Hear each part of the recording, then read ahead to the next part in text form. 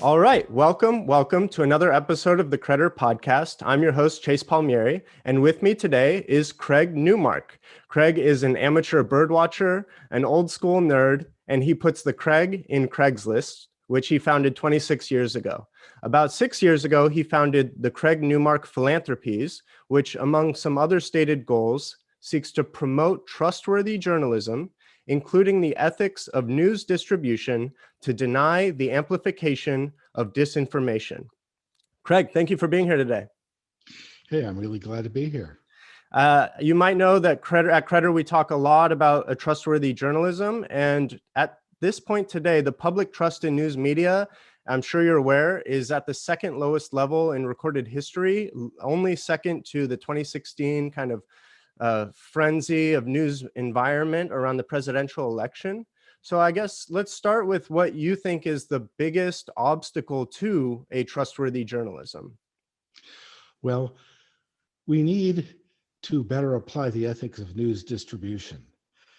So we need in newspapers, news outlets, and social media platforms, we need some attention paid such that known disinformation is not amplified, because that really hurts our country. For example, in mass media, it hasn't been that hard to game news presenters to amplify disinformation. And in the social media platforms, well, a lot of organizing and amplification of disinformation goes on, including the disinformation that leads to domestic terrorism and the actual acts of domestic terrorism we've seen in the recent past. And there's a lot of talk that we're not supposed to get our news from social media, or that it is inherently a bad idea. Can you speak to maybe what some of the negatives are of the majority of news consumers today getting their news off of social media? Well, I'm going to challenge the premise. I don't think the problem is with social media or mass media. It has to do with people in any form of media unintentionally helping people who really want to do us harm. Specifically, in the easy cases, they know who the disinformation super spreaders are, and they can take action to limit the spread of that disinformation. And sometimes they're very hesitant to do it, or sometimes they can be tricked into doing it. I guess people who are studying this, regular people who just want to protect the country, we need to remind people in mass media and social media that it's wrong to spread disinformation. I'm pretty old school, so I like to remind people that it's wrong to bear false witness, which while I only learned that lesson about 60 years ago, I believe it was a directive about 3,000 years ago. Yeah. And you have a pretty popular quote that you like to say whenever you're giving interviews, which is that the trustworthy press is the immune system of democracy. I think even you've said that the press hasn't done its best job kind of defending democracy as of late. So I'm curious, do you think that the trustworthy press, this idea that it is the immune system of democracy, does that mean that we need to make sure we have an immune system to ensure that we also maintain a trustworthy press? I guess I do agree with that. Traditionally, major trustworthy newspapers have had what they call public editors. And now very few of them do. One great exception is NPR and Kelly McBride, with whom I already work. At Columbia Journalism Review, where I work, they do have public editors for the Times and CNN and so on. The deal is that in 2016, the press, in that role as an immune system, or just keeping people honest, the press failed and let a lot of disinformation come through. In 2020, they did a much less bad job of things, but there was still a lot of disinformation coming through. After the election, a lot of news outlets acted as if the stop the steal stuff was correct. Now it's more accurately described as a big lie in the sense of traditional propaganda. So the press has done better. It needs to do much better, and that applies to mass media and social media. And your foundation has been giving a lot of grants and investments to projects that are trying to help rebuild trust in media or create more sustainable revenue models for media. Can you explain to listeners how your foundation makes a decision? First, I guess if you could walk us from like how a project comes on your radar to who makes the decision and how you decide how much money to give a project in the space. Well, what happens is that an application is first sent to our grants officer. That's me. And then I read the thing, and sometimes I can make use of accumulated knowledge and experience to turn down a proposal. Sometimes the person hasn't thought through things. They believe that if they build it, people will come, and they have no idea of communications or building an audience or something like that. Sometimes I do need help, and then what I'll rely on are a network of people already working in some of these spaces, so I can ask for that kind of help.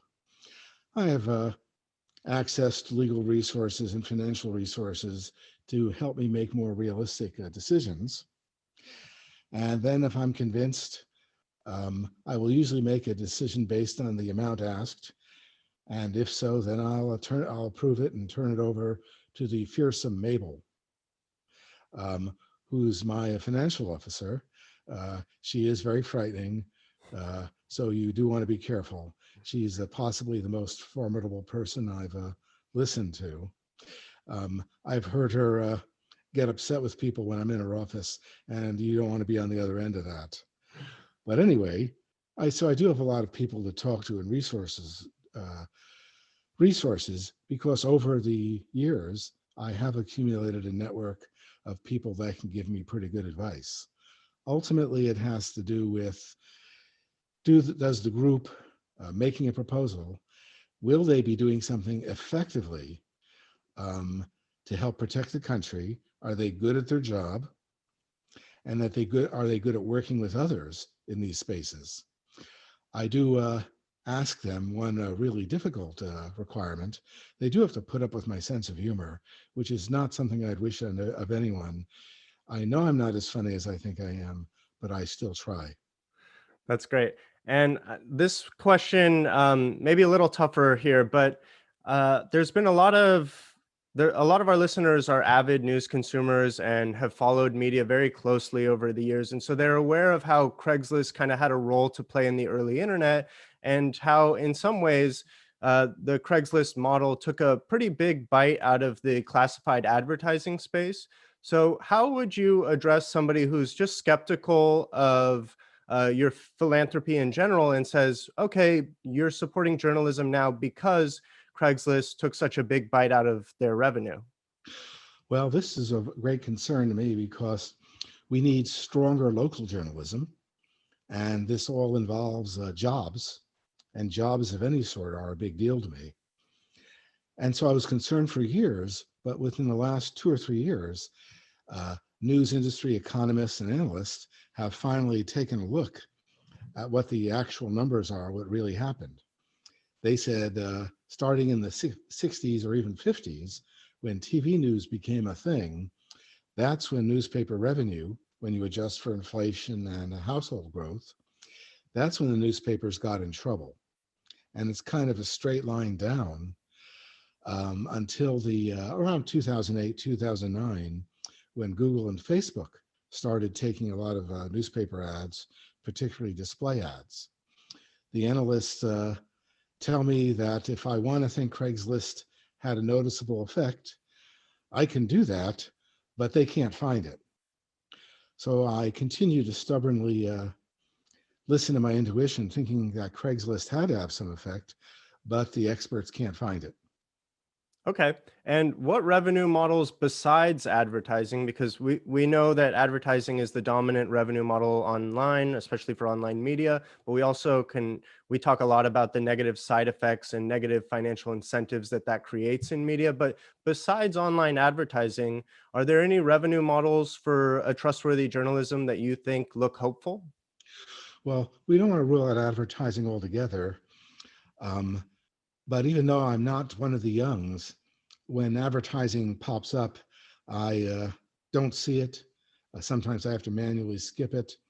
So I believe in things like sponsorship models, membership models, like you see on NPR and Consumer Reports.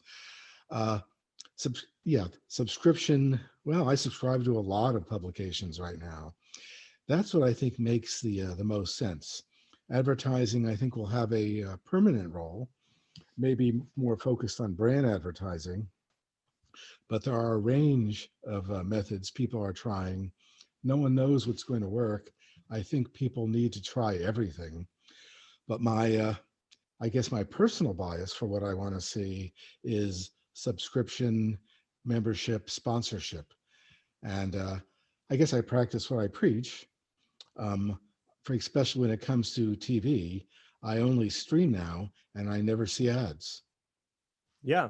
And I want to dive a little bit deeper into how we can kind of be the immune system of a trustworthy press, because personally I think that this is the crux of the problem, is that there seems to be very little accountability in media. We have fact checkers, we have a lot of other projects that try to call out misinformation or direct traffic to higher quality information, but it seems like there's no real lasting consequences for authors or publishers who do put out a piece that they later have to correct.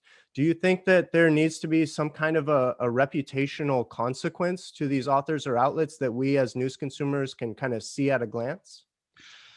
I'd like to think that that could be implemented and then would have a great effect. People have been talking about it for years without luck. What seems to be working slowly are things like, well, when a advertiser supports a source of disinformation, people can remind the advertiser that they are bearing false witness, they are doing something which is bad for the country. That's beginning to work. It's beginning to work that you could tell newspapers or social media platforms that, hey, you're providing a voice for disinformation super spreaders. These things are happening. The idea is if you call, generally speaking, people in mass media and the social media platforms want to do good. They need encouragement to do that. They need some sense that the public will help protect them if the super spreaders of disinformation try to retaliate. And that all is in process. People are organizing to these effects. People like Common Sense Media and the ADL have this Stop Hate for Profit campaign focusing on social media platforms. There's groups like the Stanford Internet Observatory, Harvard Kennedy School, and Aspen Digital, that's the Aspen Institute, are organizing, creating a much greater network of people who can take the battle to the enemy, whether it's a foreign intelligence service or domestic groups who are linked to the Foreign Intelligence Service. Okay. And we're now living in a media environment where, with things like Medium, I mean, you grew up in the blogging era. So we know that it's become easier and easier to just hit publish on an article. Anyone can now create what could be considered news content. How do you, in your personal life, not necessarily your recommendation for others, but how do you go about filtering out the news? What does news gathering in your life look like? Okay. I just have amassed a whole bunch of trustworthy news sources consisting of mass media, social media, and so on, sometimes direct expert help. And that way I get a flow of information, which also includes some disinformation, because I feel I should remain sensitive to what it's about. Part of this is to not only get the good stuff, but to see some of the bad stuff, sometimes in a way that reminds me how good actors pushing out honest news can be attacked by bad actors. And there's a lot of that going on. Brandy Zerjosny, I think, on I think she's on NBC News, and Taylor Lorenz are really high quality, smart writers who've been attacked by some very bad people recently. And now I'm working with groups like the International Women's Media Foundation to figure out how you can be supportive of people who've been attacked without being negative about it. Right. Though what you're referring to is kind of that online harassment. But we've even seen situations like what happened with Jamal Khashoggi, where journalists' lives are at threat in more serious ways. Does your philanthropy do anything to try to protect not necessarily press freedoms, but press security? There's a lot of it going on, but with the great focus in the US, where the biggest problems are bad actors harassing women journalists. I have other counter harassment efforts I'm supporting, like from the ADL, the Anti-Defamation League, Equality Labs, Online SOS. I've contributed to efforts at Wikipedia. Um, in addition, there are some global efforts, let's say with the Committee to Protect Journalism. There's Reporters Without Borders, because in the US, so far, a little, but not a lot of violence against journalists. The problem right now is more online harassment. I am being supportive to a much more limited extent of journalists everywhere. The last time I had a discussion toward supporting them was a few hours ago. Okay. And on social media nowadays, it seems like it's becoming more and more industry standard to try to use labeling or adding layers of context on top of content to try to inform the consumer about the reputation of the source or whether a piece of information has been fact checked by a third party. Personally, I think that this is a better solution than simply censoring the content or blocking it. But I guess I can see how in certain instances it's better to pull a piece of content. Obviously, there are limits to the type of violent or aggressive or call to hate type of content that can exist on social media. But generally, do you think that the solution here is a mix of censorship in rare cases, but labeling whenever possible? Uh, there's a bunch of questions built into that one question. So we need to try a number of techniques, and this is under a lot of discussion in the disinformation community. I think people should try labeling, but they should try it straight and clear and not pull punches. That can help. Censorship, I need to split hairs here. Censorship is something that a government does. If the website or whatever is a private organization, well, in your home, you get to make the rules.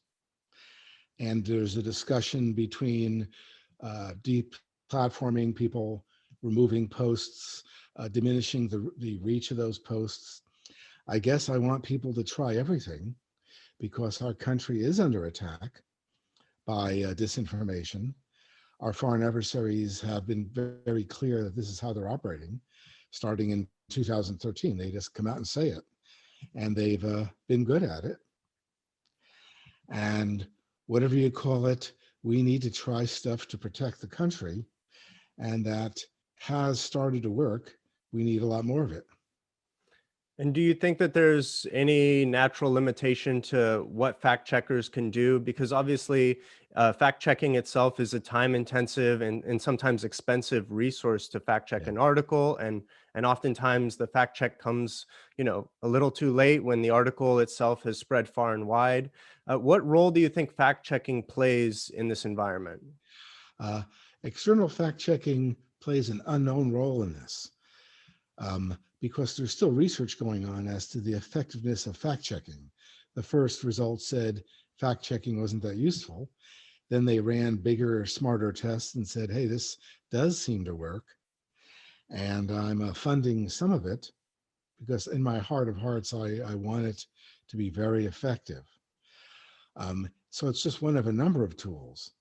The best indication is that it can work is that we know that the work of the International Fact Checkers Network, of which PolitiFact is a principal, we know that that's really gotten under the skin of very bad actors in media. So they've attacked it and continue to attack it. So we know that to some extent it's working. One indication of the success of a method, like maybe deplatforming information or disinformation super spreaders, that kind of thing, is that when it's attacked by very bad actors, something has happened. The problem is that these bad actors fight really dirty. And in countries in Europe, reporters get killed. Here, the attacks are reputational, and we don't know, but they could precede actual violent attacks, possibly violent extremism. Yeah, and you brought up other countries there, and that actually brings up a question I wanted to ask you, which is about this idea again of a trustworthy press being the immune system of democracy. But isn't a trustworthy press kind of the immune system of any type of governmental system that any citizen finds themselves in? How does a trustworthy press play a role in, say, a monarchy or an authoritarian government or a dictatorship? Uh, well, your point's right. Trustworthy, reliable press. We need watchdogs in a way for everything. For example, I'm highly involved with Consumer Reports. That's trustworthy press for consumer items. And in particular, I'm supporting their effort to take a really good look at the privacy and security issues with consumer items. I like to say that I love TV. I love watching TV. I do not love TV watching me. But they're doing work on the safety and reliability of, let's say, web cameras, of maybe internet connected appliances. At some point, I hope they really dive deep in terms of what electronics are in cars, because when we have self-driving cars, I don't want one to self-drive me off a cliff. That would be a bad day. So there's a lot of these efforts going on in all sorts of ways. My focus on the press has to do with, well, how my political perspective was determined, which is in roughly 1970 when I took high school US history from Mr. Shulsky.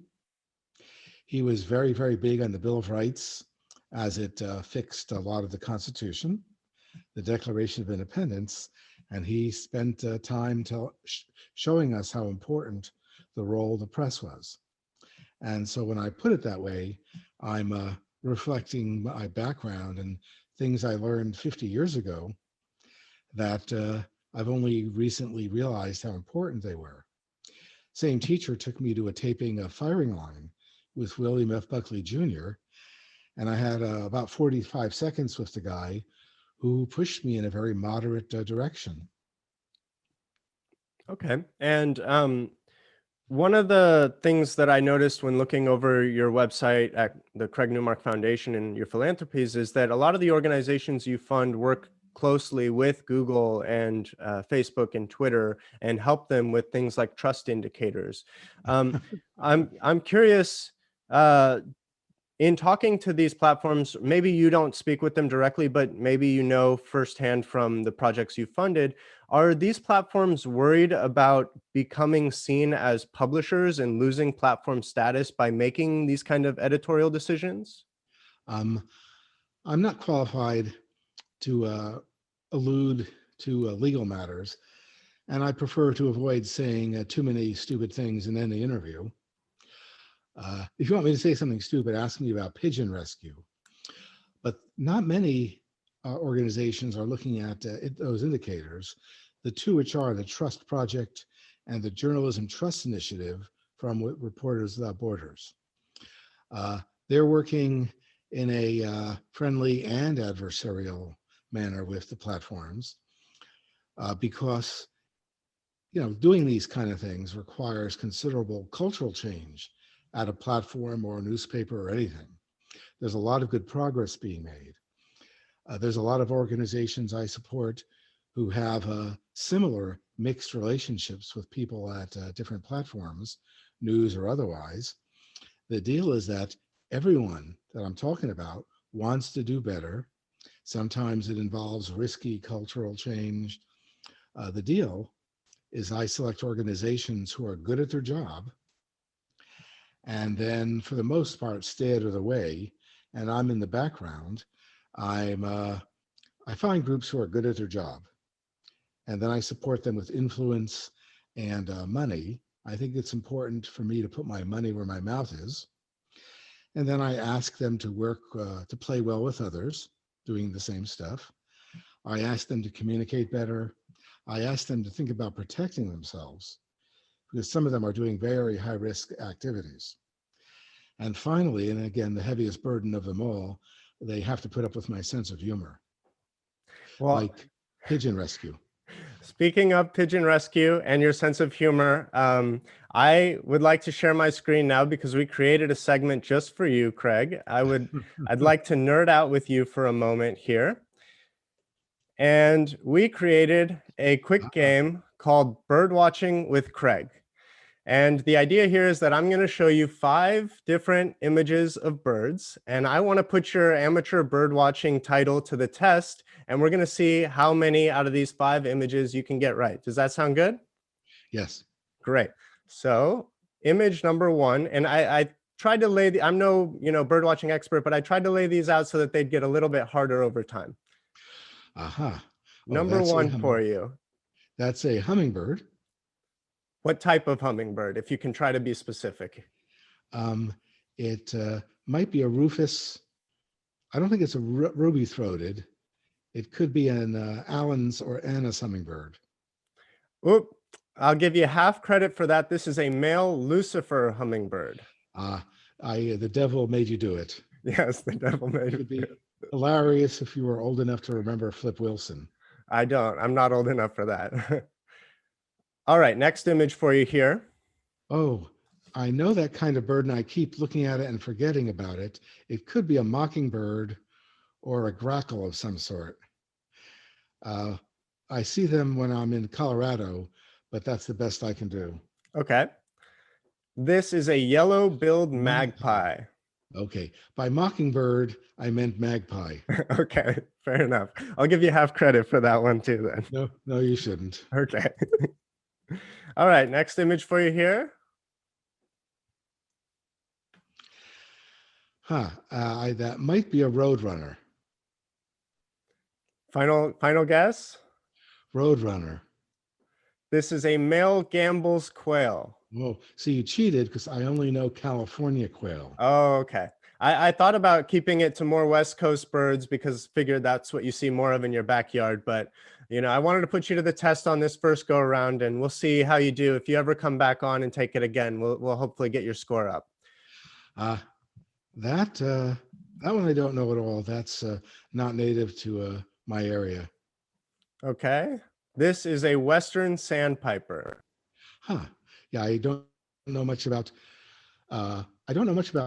seabirds because even though I could always go to the beach in California or New York, the beach consists of sand. Sand is basically elitist dirt. Sand is dirt that thinks it's better than you. Yes, it is. All right. And last but not least here. I've seen pictures of that bird and should remember the name, but I don't know what it is. Okay. This is the California thrasher.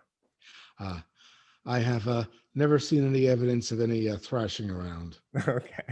Okay. Why don't you tell us now? By the way, thank you for playing Birdwatching with Craig. We thought that'd be fun. Why don't you tell us now about your pigeon rescue idea? Basically, I do love birds, and I have a sense of humor. Also, I respect the pigeon. It's a survivor. They may be our replacement species, possibly sooner than later, depending. And so in San Francisco and the Bay Area, I support Palomacy and Mickaboo for pigeon rescue. In Manhattan, I support the Wild Bird Fund, which supports actually the rescue of a whole bunch of kinds of birds and some non-birds as well. I've been there once, and they were trying to get a couple turtles into good shape again for release.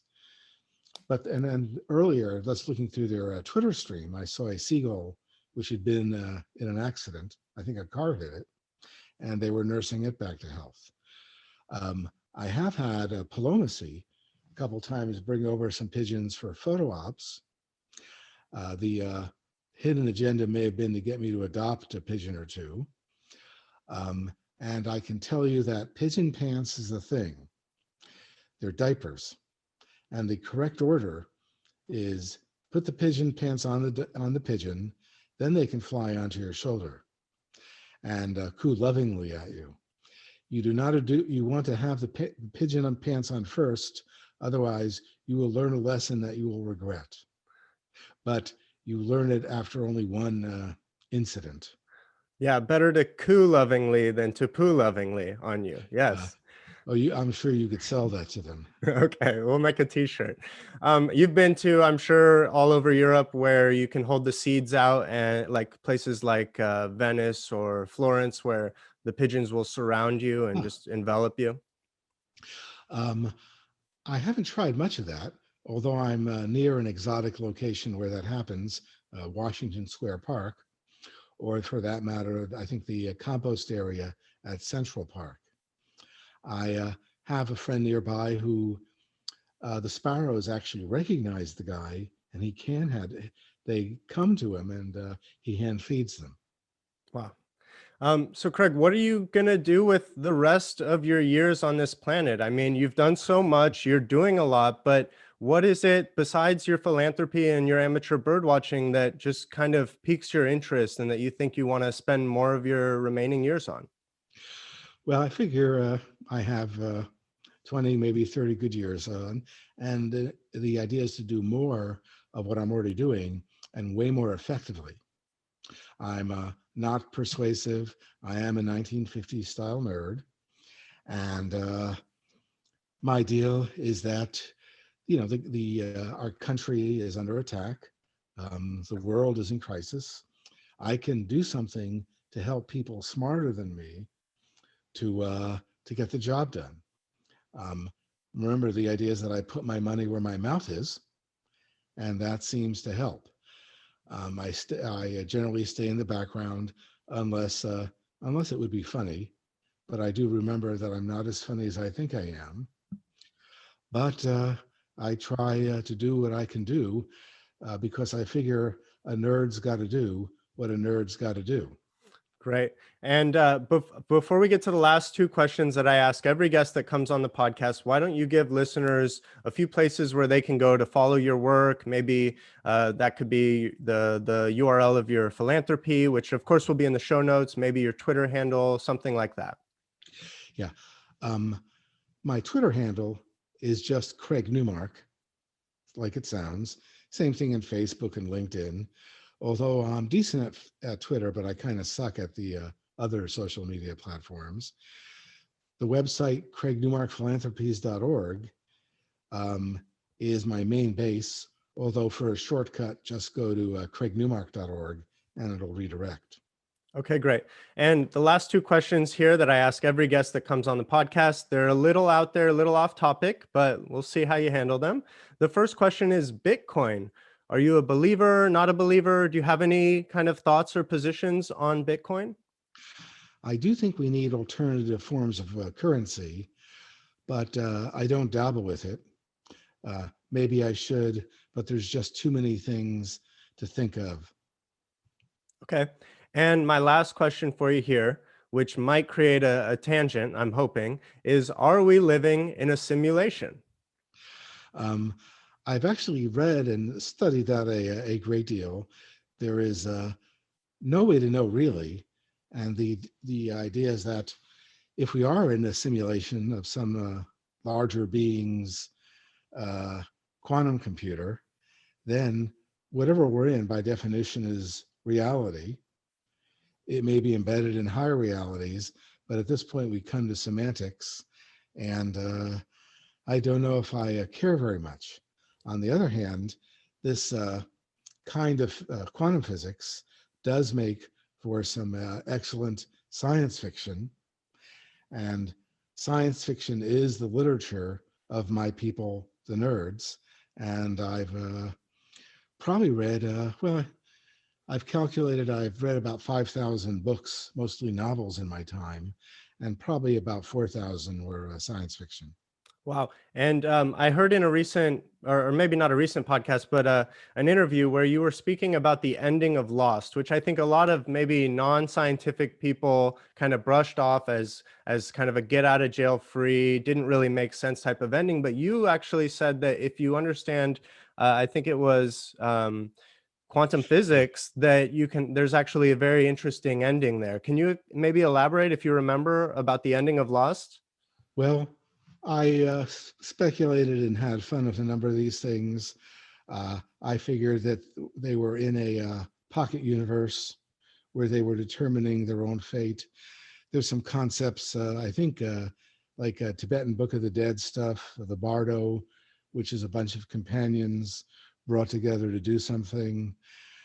I was thinking that, the stuff at the end of the thing in the pool, it was an Einstein Bose condensate, which had to do with the nature of consciousness. Because consciousness is not just a thing that spontaneously happens, some think, that there has to be a little something extra. And I'm way out of my league here. On that subject, Westworld, as science fiction, did the best work of any science fiction on TV. They were actually talking about the origin of consciousness in the breakdown of the bicameral brain. I think I got that right. And as such, I do highly recommend Westworld as science fiction, despite the occasional flaw. And I've actually taken classes on consciousness and the mind and the machine and this topic. So maybe we can stay here just a touch longer before we sign off. But do you believe that we as humans, simulation or not, that we have free will, or that it's just the illusion of free will? I think we do have a free will. And the many worlds theory of that interpretation, the Copenhagen interpretation, suggests it's that our free will, which does create, let's say, alternate, the term might be manifolds. That is, we might make a decision, the universe splits in two, but converges a little later. And I shouldn't speak quite like that because I'm not a quantum physicist. I considered that when I had to make a decision in roughly 1972, when I realized that I wasn't smart enough to be a physicist. Well, Craig, thank you for using your free will to join us today on the Credder Podcast. This was great fun talking to you. And I hope everybody goes and checks out your work at the Craig Newmark Philanthropies and the foundation. Obviously, if you're working on something that relates to trying to build a more trustworthy or sustainable journalism and press, please reach out to your grant officer here, Craig Newmark, and we'll hopefully send him some more grant applications. So Craig, thank you so much for coming on today. It's my pleasure. A nerd's got to do what a nerd's got to do. Thanks, Craig. Take care.